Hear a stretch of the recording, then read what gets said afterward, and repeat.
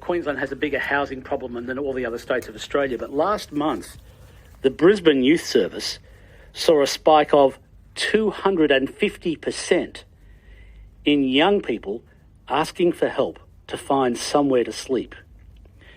They say, that is the Brisbane Youth Service say, they have never seen such a spike in youth homelessness. Pam Barker is the Chief Executive Officer of Brisbane Youth Services. Pam, what's happened? Why young people in particular? That's a massive increase, Pam Barker. Hi, Steve. Thank you for having me today. It is a huge increase, and it's, as you said, it's unprecedented. We haven't seen numbers like this before.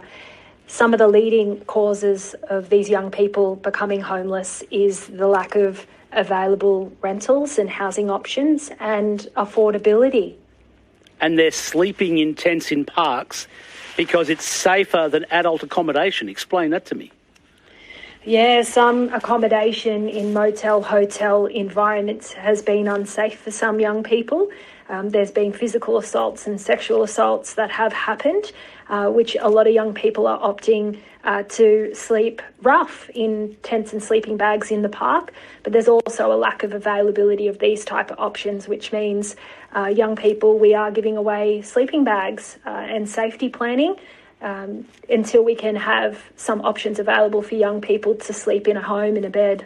Pam, be my eyes for me, if you would. Tell me a story of when you go into a park around Brisbane or the southeast. Is there a story you can tell that sort of gives me a picture in my imagination of what's happening and who the young person is that you're looking after or dealing with? Yeah, a lot of these young people have been at university. They have had jobs. They were renting a property. Rent was hiked up by $200 more than what they could afford. They asked friends if they could sleep on their couch, and they went from couch to couch for a while. They've been in contact with our service, and we've been supporting them as best as we can. They access food from us. They access top-ups for their mobile phone. Some of them have needed to be provided mobile phones and clothing, as by the time they've been homeless for this period of time, they lost a lot of their items. We try aggressively to find available housing.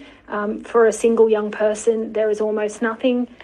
So we walk out the back of our storeroom, we grab a sleeping bag, we sit the young person down, we risk plan with them, make sure we're checking in with them daily and send them on their way.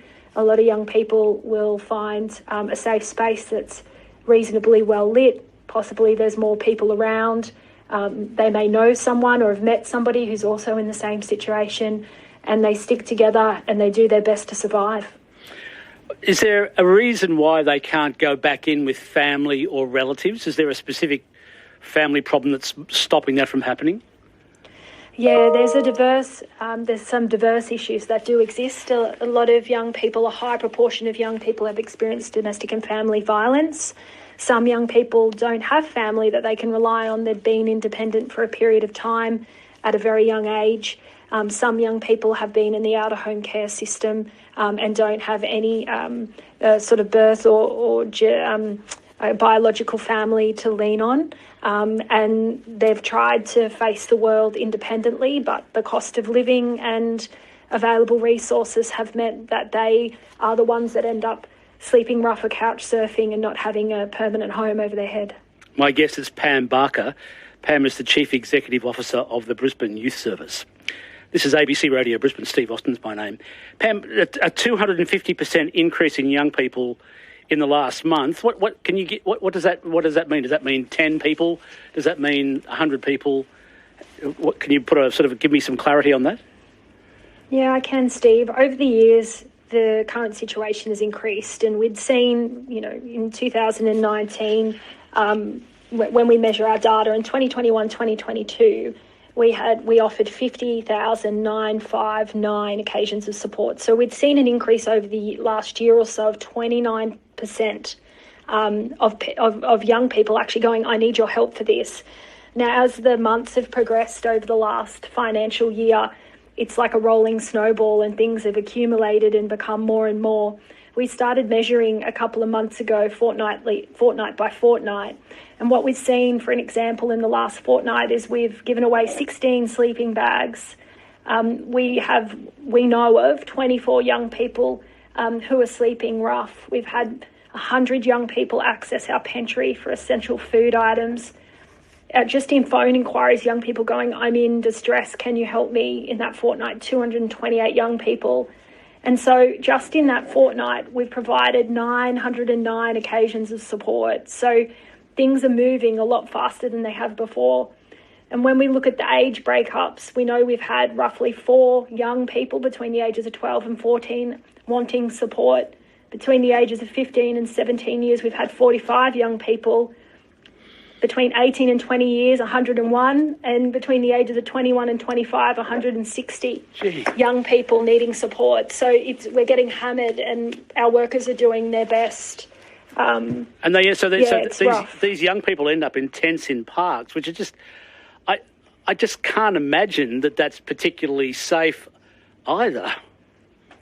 No, it's not safe, and couch surfing isn't safe either. So what we know is the majority of them are couch surfing, and now the numbers are increasing with rough sleeping, and it's overflowing to that as an option. And young people historically haven't slept rough. It's not something young people tend to do. Usually have been homeless for a period of time before sleeping rough becomes a bit more, that main option, because all other options are exhausted. And with young people, we're seeing them sitting there because all other options are exhausted. They've couch surfed, there's no available housing to find a rental. They can't afford it. Youth allowance isn't enough to rent a property. I think nationally there was one house in the whole of Australia that a young person could afford on youth allowance to rent. It's like young people are being pushed quite aggressively into rough sleeping because of the current situation, and our service providers are full. We don't have any more available beds, and we desperately need more available beds. Okay, what sort of available beds do you need? The government's, I know they're doing things, but they don't seem to have any, immediate answers. What sort of available beds does the Brisbane Youth Service need? Yeah, Steve, how long's a piece of string? There's lots of different available beds we'd love to have.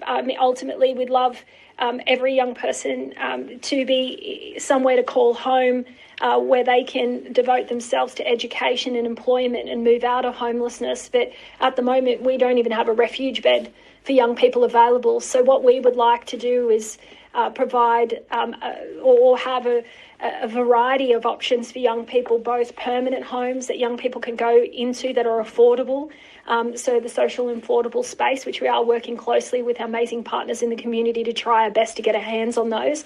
But also, too, we need a refuge or, somewhere where young people, instead of sleeping on the streets, can come in and be supported by us while we wait for these available beds. We are working closely with our community and sector partners to try and have builders, architects, the private sector identify options and look at solutions that are youth focused, but it's very slow in the current environment. There's got to be a way of getting these kids back with their family and getting the family to care for them, to care for them. Families need to be caring for each other. I know I'm being terribly naive, and but it's there's got to be a way. Steve.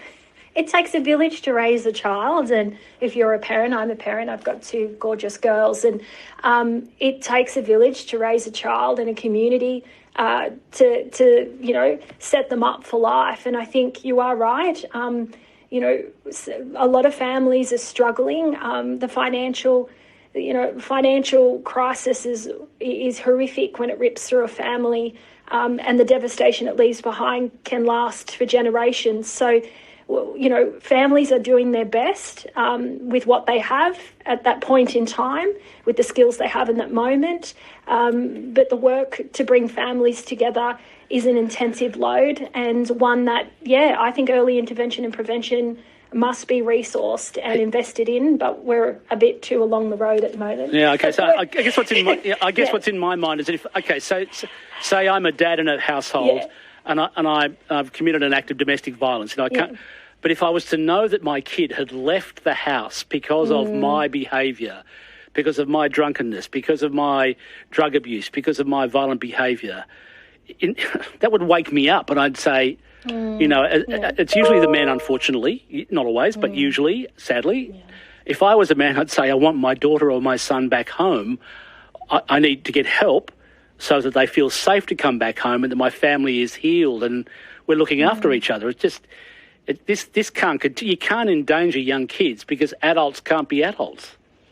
And Steve, you're right, and that would be a beautiful outcome. But when you have generations of behavioural patterns and adults themselves that have gone through horrific things as children, we don't always have the skills or the insight to get to that place straight away. And I think it's a journey for some families. And we have some great perpetrator programs that are designed to support people who perpetrate violence. And we've even got them in the youth space. BYS runs one of the only kind programs in Australia that looks at young people who use violence. So we're proactive in keeping families together. However, the complexities and the nature of domestic and family violence and abuse in families and financial distress and crisis, is such a complex problem. It can't be fixed overnight. And sometimes it is safer for young people to leave.